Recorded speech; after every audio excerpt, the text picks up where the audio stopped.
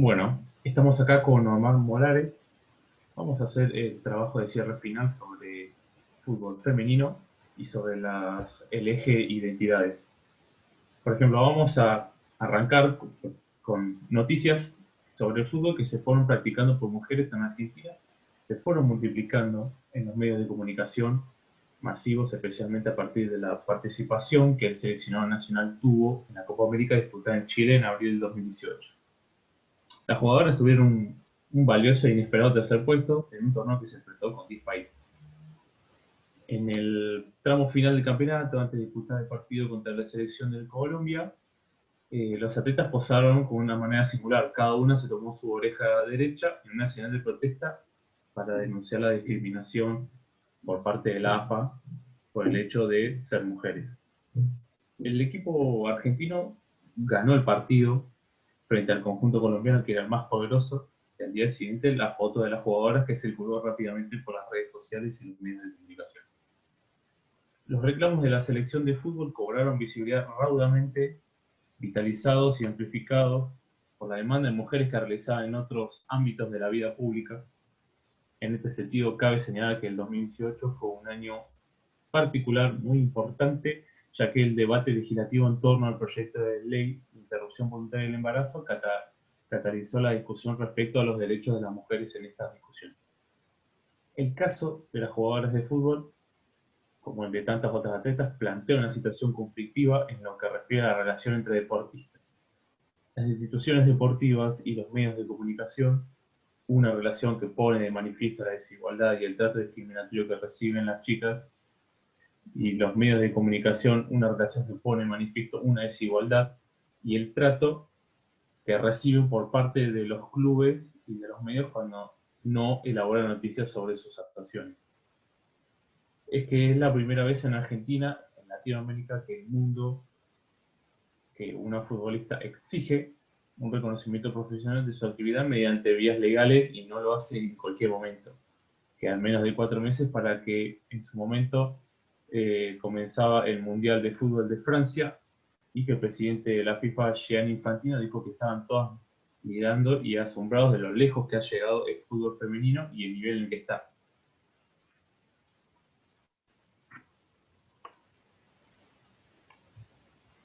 Bueno, gracias, Maxi. Ahora vamos a hablar de los medios y el deportista en conflicto. Como explicamos, la academia ha ignorado a los deportistas hasta épocas muy recientes. Por su parte, los medios de comunicación no le han dispensado un trato muy diferente. En este sentido, la encuesta realizada por Magalí Robles expone sin dejar dudas cuál ha sido históricamente la posición que las atletas han ocupado en los medios de comunicación dedicados al deporte. Robles analizó las tapas de la revista El Gráfico desde su fundación en 1919 hasta su cierre definitivo en enero de 2018. A modo de ilustración rescatamos algunos datos representativos de dicha estadística. Durante los primeros 50 años, solo el 6% de las tapas fue dedicado a las atletas. Desde 1964 hasta 1982, no hubo una sola mujer en la portada. Luego de estos 18 años, la reaparición de la presencia femenina se dio en enero de 1983, pero la tapa no estuvo dedicada exclusivamente a esta. La portada reunía a 3 mujeres rodeadas de 17 varones, todos campeones del año anterior. Otro aspecto relevante que aporta Robles es que las mujeres de las tapas tuvieron que ser campeonas para estar allí, criterio que no fue usado para justificar la presencia de los atletas. 10, es decir, que no podemos hablar de la excepcionalidad de los casos en los que las mujeres deportistas han sido visibilizadas en los medios de comunicación. Si bien la estructura del diario responde a una cobertura centralmente futbolística, en su sentido y sus distintas variantes, fútbol de la primera división, de ascenso internacional, el campeonato de los futbolistas, no ha sido objeto de análisis a lo largo de estos años. En el mismo sentido, encontramos una escasez de información en Olé sobre el desempeño de la selección de fútbol femenino en la Copa América disputada en Chile. La Copa América estuvo organizada en 2 etapas. La etapa inicial dividida en 2 grupos de 5 equipos que se enfrentaron entre sí. Los 2 primeros de cada grupo clasificaron para competir en un cuadrangular final. La selección argentina jugó los días 5, 7, 9 y 13 de abril. Ganó todos los partidos, a excepción del primero, que perdió con un rival clásico, Brasil. El resto de los partidos jugó contra Bolivia, Ecuador y Venezuela. Las jugadoras argentinas pasaron a la ronda final y jugaron los días 16, 19 y 22 de abril en el cuadrangular contra Colombia, nuevamente Brasil y Chile respectivamente. Pese a la gran cantidad de partidos disputados por la selección, el diario Le publicó la primera noticia en su versión en papel el 18 de abril, luego el triunfo contra las atletas colombianas. En dicha nota, el diario fue a su estilo sensacionalista, no hizo referencia a los pormenores del juego, sino al conflicto que las jugadoras habían entablado con los dirigentes de la AFA, debido a las pésimas condiciones en las que desarrollaban su entrenamiento. La nota también hacía referencia a un tuit de la arquera de la selección, donde criticaba a la AFA por contratar modelos publicitarias para presentar la camiseta oficial del equipo. Las siguientes 2 notas sobre la Copa América informaron brevemente que los deportistas perdieron contra la selección de Brasil y Chile. Solo la última noticia relata algunos pasajes de enfrentamiento deportivo. Es decir, en torno a los 7 partidos disputados, solo uno de ellos recibió una cobertura en la que se mencionan hechos relativos a lo sucedido en el campo de juego.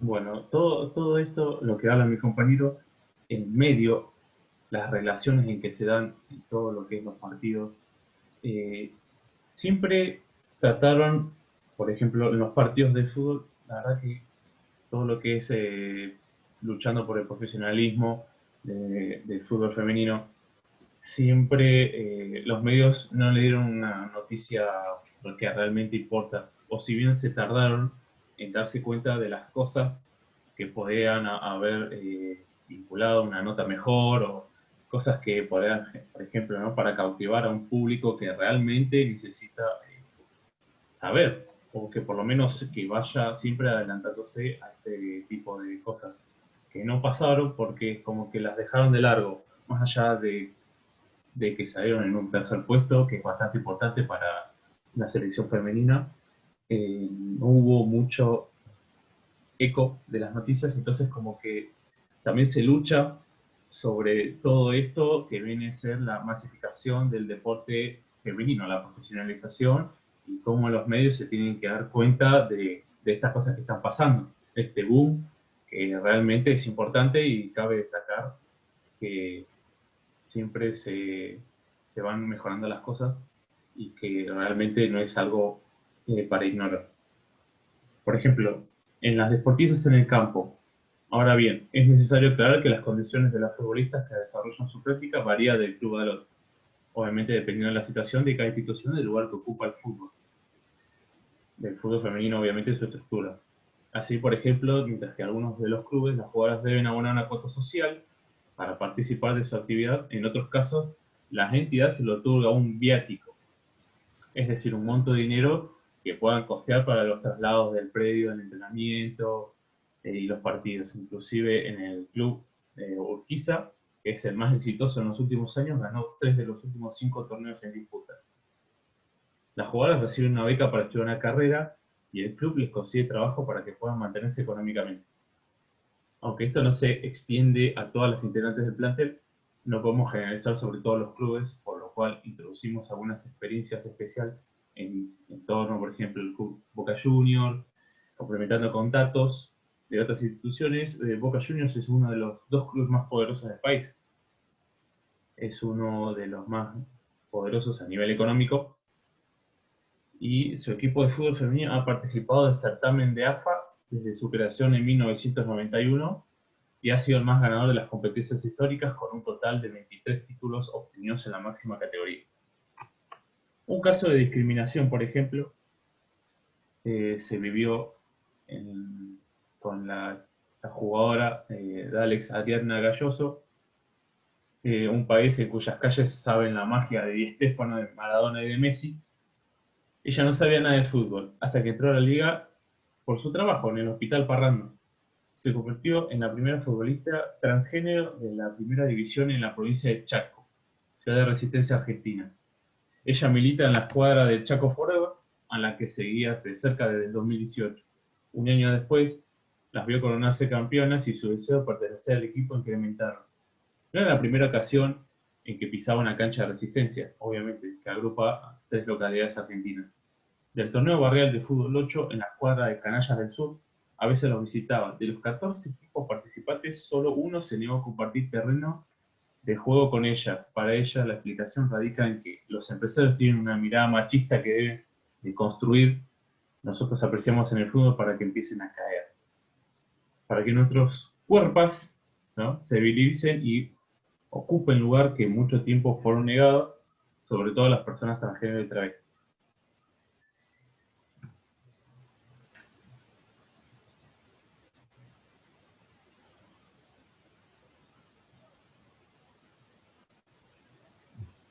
Bueno, ahora lo que pasamos, digamos, a hablar, ya que estamos hablando de género transgénero, la identidad, vamos a pasar que es importante. Como, ¿qué es la identidad? Podemos decir que es un principio de distinción, una red de pertenencias sociales, una narrativa biográfica o memoria colectiva. La identidad, como distinguibilidad o un proceso de internalización de la cultura, tanto por los individuos como por grupos. Funciona como principio de distinción. Necesita un reconocimiento social, ¿no? La identidad como una red de pertenencia social que forman en relación a la formación de otras identidades. Implica relaciones desiguales, lucha y contradicciones. Esto no implica la homogeneización de los individuos, sino que participan sumando sus individualidades. La identidad tiene una dimensión histórica que se define en el plano individual como historia de vida o narrativa personal que provee de coherencia y orientación intencional a la vida. En un plano colectivo, como memoria colectiva que le otorga coherencia y orientación intencional a un grupo. Bueno, ahora nos referimos por ahí, fue en el 2016 cuando el Comité Olímpico Internacional aprobó recién que las deportistas transgénero participaran en competencia bajo ciertas condiciones igual. Por ejemplo, mantener sus niveles de testosteronas en determinados niveles. Con la validación, ¿no?, del Comité Olímpico Internacional, los atletas valieron su derecho a la identidad sexual, aunque existe todavía la polémica de si tienen ventaja física sobre las demás personas, participantes. La discusión continúa y aún no hay una reglamentación clara para deportes como el fútbol.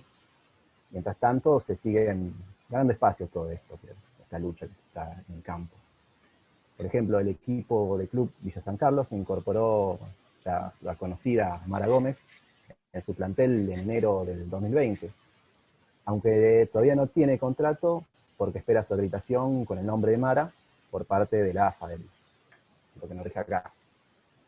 Significaría la inclusión de las personas trans no solo en lo deportivo, sino en cualquier ámbito. Sería una victoria porque ella de su adolescencia la discriminaron por cambiar de género. Los insultos no fueron ajenos al mundo del fútbol, deporte que ella practica desde los 15 años. Antes de llegar a Villa San Carlos, la jugadora fue capitana en el Club Malvinas, de la Liga Amateur Placense, fundada en el 1913, y que abarca La Plata, Berizo, Ensenada, Magdalena y Punta Indio. Esta reglamentación promulgada en 2012 garantiza el derecho a la identidad de las personas trans, ya que establece poder cambiar de datos personales como fotografía, nombre, sexo, en las identificaciones oficiales, además de garantizarle el acceso a intervenciones quirúrgicas, parciales, totales o a los tratamientos hormonales, para adecuar su cuerpo, incluida su identidad de género autopercibida, sin necesidad de requerir autorización judicial o administrativa, como dice la ley 26.743. no puede haber una elección entre su identidad y su deporte. Las mujeres trans, los varones trans, al igual que todas las identidades de género, son categorías que se sintetizan una realidad que escapa al binario sexual. Considerar a una mujer trans como un varón es desconocer su derecho a elegir libremente y que su identidad de género se encuentre presente en todo su proyecto de vida. La capacidad de desarrollo en el deporte depende de condiciones de entrenamiento, destreza y fortaleza, y no de cuestiones de naturaleza, como se dice. Los estándares rígidos, prohibidos y excluyentes limitan derechos, crean ámbitos y discriminación en el acceso al deporte de acuerdo a la identidad de género de las personas. De este modo, es fácil comprender la escasa participación de personas trans en los deportes de competencia profesional. Los estándares fijados por instituciones conducidas por varones, que supuestamente protegen a las mujeres en el deporte, no tienen en cuenta la igualdad de todas las personas en ese ámbito. Socialmente sabemos que el varón se encuentra en el desarrollo personal y en los equipos. Esto solo lo entienden quienes aman y se identifican en su práctica deportiva, con el efecto y los vínculos que sostienen en el club, en sus entrenadores y entrenadoras, en las personas que supervisan su salud, el dinero que invierten en él y la valorización que reciben en este proceso. Bueno, impulsar la inclusión de personas trans en el deporte es una responsabilidad social. Hablamos de personas como Mara Gómez, que estamos hablando, que participan en el deporte, aunque esta participación todavía sea muy escasa debido a las enormes resistencias y prácticas discriminatorias. Cambiar estas realidades no depende solo en la medida que piense en su cultura y establecer criterios de mayor inclusión. En este momento, intercambiar el reconocido derecho a la identidad de género es un valor fundamental para el desarrollo de todas las personas y un derecho a ser protegida por todos, por todas. Bueno, En el fútbol internacional hay una reglamentación específica sobre personas transgéneros, que existe una normativa sobre la identificación del sexo, un test que recorre por cuenta de la Federación Nacional. La FIFA solo interviene en caso de transgresión. bueno, acá la genatilidad y la sexualidad no tienen nada que ver. Acá lo que importa son las ganas de hacer deporte y la importancia de una persona pertenecer a un club o una persona. Apelar a estos argumentos anátomo-fisiológicos para justificar una ventaja deportiva no es ninguna novedad entre los que abrazan el discurso dominante. La institución deportiva siempre se basó fuertemente en esta perspectiva para justificar su organización y la división sexual de su práctica. Es muy evidente que la división por el sexo no garantiza de ninguna manera la competencia entre participantes con una fuerza similar. No solo el interior de los grupos de varones, y también el de mujeres, claro está, se enfrentan sujetos con claras y a veces muy significativas diferencias físicas, sino que existen muchas mujeres que suelen tener más fuerza que muchos varones. Por ejemplo, en el caso de Sayat Saluea, el primer futbolista transgénero en disputar torneos internacionales y profesionales de fútbol masculino, aunque Shaya no tiene club, visitó la camiseta de la selección samoa-americana durante la Copa del Mundo alemana en el 2006 y las eliminatorias para Sudáfrica 2010. Su llegada al seleccionado se dio después de que Samoa Americana fue considerada la peor selección del mundo, ya que en las eliminatorias del 2002 perdió 13-0 contra Fiji y 8-0 contra Samoa, 5-0 contra Tonga y 31-0 contra Australia. El debate no solo fue por la polémica que supone reproducir desigualdades sociales en nombre de las hormonas, sino también porque hay evidencias que cuestionan el argumento biologista desde su propia lógica. Entonces, en estas sociedades asignadas por la perspectiva patriarcal, con una fuerza discursiva y legitimidad de los discursos biomédicos fundamentalmente, pero también del religioso y el pedagógico, se configuró una cultura hegemónica gobernada por la lógica de la heterosexualidad obligatoria. Si bien el deporte es una práctica corporalizada, ¿por qué reducir la identidad del atleta o lo genital? Si trae salud, ¿por qué patogenizarla si libera? ¿Por qué confinan? Si programa diversidad. ¿Por qué el dinamismo? El deporte no refleja a la sociedad, la construye. Es una escuela de socialización. El deporte moderno, moldeado en el ilusionismo industrial, prescribiendo de las reglamentaciones, la competitividad y la explotación, todo lo que vendría a ser jerarquías y lucros, pero también el mismo deporte emula el ideal democrático de la igualdad de oportunidades, de la creación como el acto, de la diversidad como ética, del placer como experiencia en esos tensos juegos que está esta disputa lograda. Cabe preguntarse por qué la institución deportiva continúa contribuyendo y construir y reproducir situaciones generalizados y sexualizados, tomando una lógica binaria, heteronormativa, que no hace más que invisibilizar, discriminar todo lo que vendría a ser sancionado y discriminado de otra forma de asumir las identidades sexuales y de género. Las heteronormativas es eso, y lamentablemente no se juega la identidad, que es el valor central por lo cual el individuo organiza su relación con el mundo y los objetos. Esto puede ser negativo o positivo. Para darle cierre a este trabajo con una conclusión, ya sabemos que desde 2018, desde de abril hasta la actualidad, el fútbol practicado por mujeres ha recibido una creciente atención de los medios de comunicación. También a tal punto de que inclusive se ha revisado la invisibilidad histórica de las mujeres en el fútbol a partir de este reconocimiento de las jugadoras pioneras. Por otra parte, la noticia relevante del 2019 ha sido un anuncio por parte de la AFA de profesionalización de esta disciplina. No obstante, pese a estos avances, el fútbol continúa exponiendo las dificultades que enfrentan las mujeres cuando se apropian de una práctica asociada culturalmente de varones.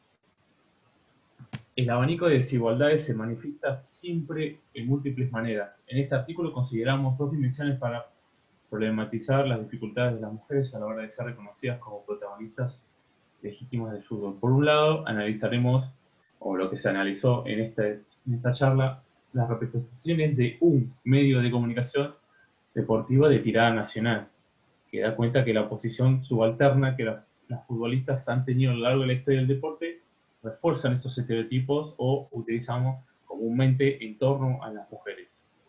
Ellas aparecen como madres, esposas e hijas. Entonces, sexualizadas, sus actuaciones deportivas son minimalizadas. Dicen que ellos tienen un nivel de preniño y ni siquiera se torna a un nivel mayor. Por otro lado, describimos las condiciones en las que las jugadoras llevan a cabo esta práctica. Porque obviamente en los entrenamientos y las competencias, sin contratos de trabajo debido al estatus amateur del fútbol femenino, con esas exigencias a nivel profesional, son unas zonas grises que, por ejemplo, si no tienen un trabajo, no pueden sobrevivir jugando a lo que más les gusta, que vendría a ser el fútbol, porque responden estos favores como un amateurismo puro. Entonces, sin la profesionalización, sin el reconocimiento, solamente lo único que tenemos es más de lo mismo.